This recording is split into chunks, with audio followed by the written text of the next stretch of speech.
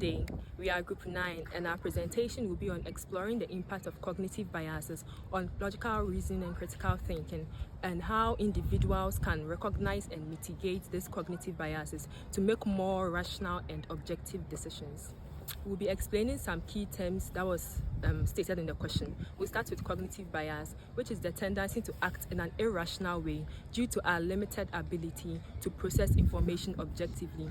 That is, considering facts and being open-minded rather than considering our personal feelings. Logical reasoning, also mentioned in the question, is a form of thinking in which the premises and relations between the premises are used in a rigorous and thorough way. Critical thinking is a way of thinking in which we question, we analyze, we interpret and make judgments on what we see, what we hear, what we read and what we write.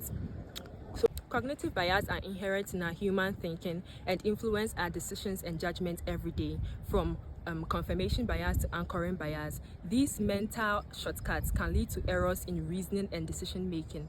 In this presentation, we will dive into the impact of cognitive biases on logical thinking and logical reasoning and critical thinking, and discuss strategies on recognizing and reducing, if not totally eradicating, these negative effects of cognitive biases. It leads to error on judgment.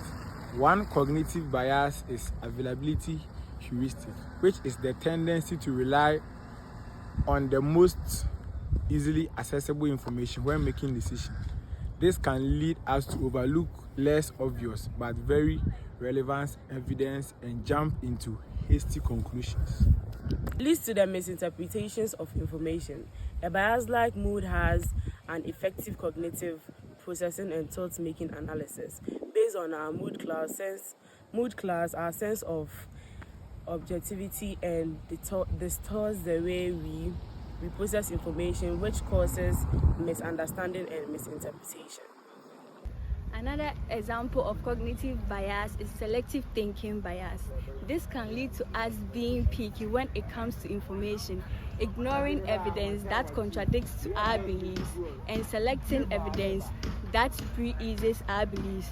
An example of selective thinking bias is confirmation bias. It leads to closed-mindedness. Cognitive case, which is one of the most basic, refers to the looking of fastest way out of processing information without having the brain as the mentally too much work. We're not taking time carefully work through the idea. This makes individual resistant new idea and other cognitive point of review. Cultivate a growth mindset, being open to the ideas of the possibility of being wrong, or that your opinions and beliefs can change, helps make us better decision makers.